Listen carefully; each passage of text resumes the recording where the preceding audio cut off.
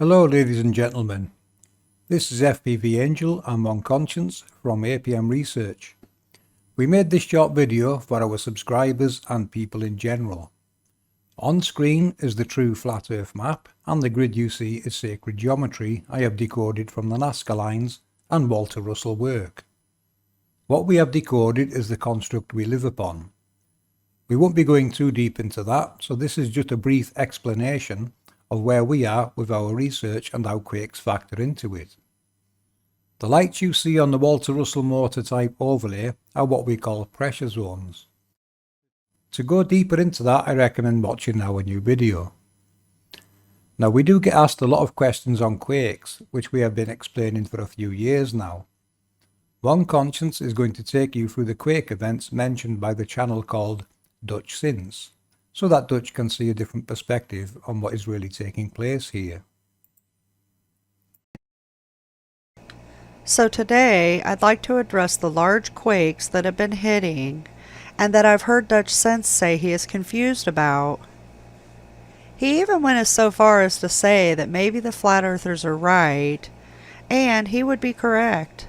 We have been explaining this for a few years now. So let's discuss this and show him why these quakes and tsunami warnings are acting the way they are.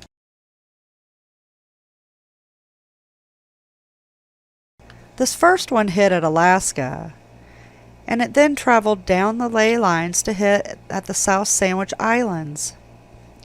As we can see, this very well follows as I have spoken about in many past presentations.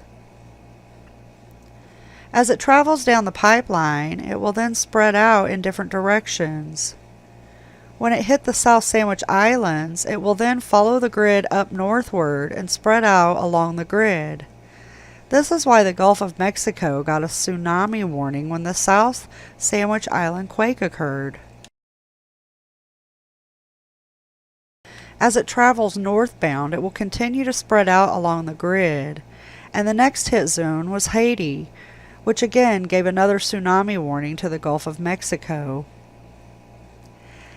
After this, it will continue its northern travel up the pipeline and spread out into the torus formation we have discussed in the past of Earth energy.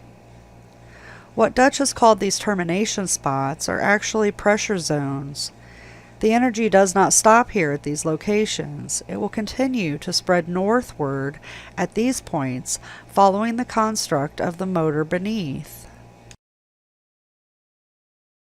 Now, I'd like this to be shared to where Dutch can get some insight into his confusion, and also invite him to have a discussion about this energy flow on our map and grid.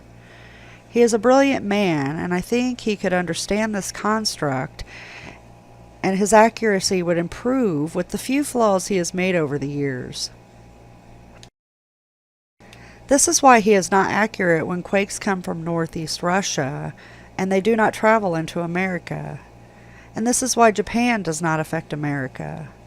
This would mean crossing the international date line, which we all know cannot happen.